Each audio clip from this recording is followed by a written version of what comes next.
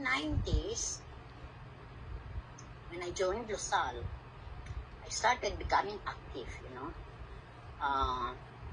I was pushed into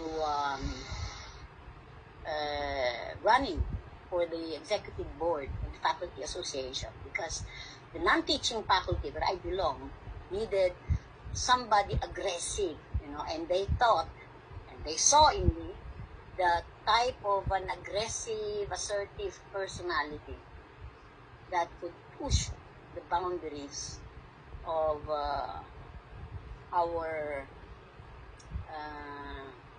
sector, the non-teaching faculty of De La Salle. So, in 1993, I think, 94, I was elected to the board, and as an officer, I became the secretary, and we, through my influence, I convinced the president, who was then Ronnie Holmes, the president now of Pulse Asia, to register our association.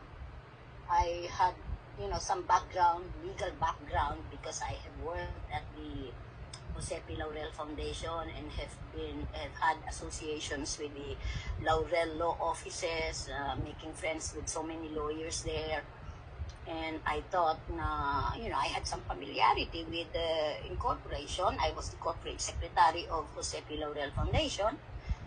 So I suggested, why don't we register SUSEC, our association. And soon enough, it was a bargaining year, collective bargaining year. We were supposed to negotiate for a new faculty manual. It was a bargaining year. We formed the technical panel. I was a member of the faculty panel negotiating with the admin panel for that year. And long story short, we were able to push for benefits that redounded to our sector, the non-teaching sector. But it was a very challenging negotiation because I did not realize that in the process, I would be pitted against my own members within the same panel, the teaching faculty. There were benefits accorded to the teaching faculty which were not accorded to the non-teaching. So sabi ko, napakalaking diferensya, Sabi ko, pare-pareho tayong faculty. Ako, hindi naman daw kami active sa mga professional organizations, hindi naman daw kami nagre-research, etc., etc.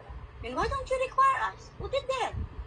So, it became part and parcel of the faculty manual. We were supposed to, for promotion purposes, or reclassification purposes, we were supposed to attend at least 2 seminars annually within our sphere of affiliations. And then, we were supposed to engage in research. So, good enough. Kasi I was able to push na yung benefit ng teaching faculty for a research incentive of 1 month bonus, for every submission of a research every year. You can have at least 1 month's salary as a bonus. So, we were able to get that.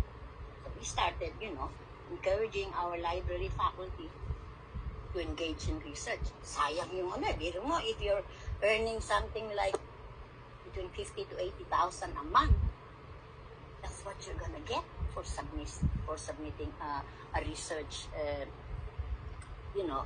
publishable research. Hindi pwedeng just a research paper, It should be a publishable research output. Hindi ka na kailangan publish, pero dapat publishable. Yun ang term na ginamit namin. And when I pushed for it, in-accept naman, So, that was good. That was sometime in 1993. I was not active with any professional association at that time.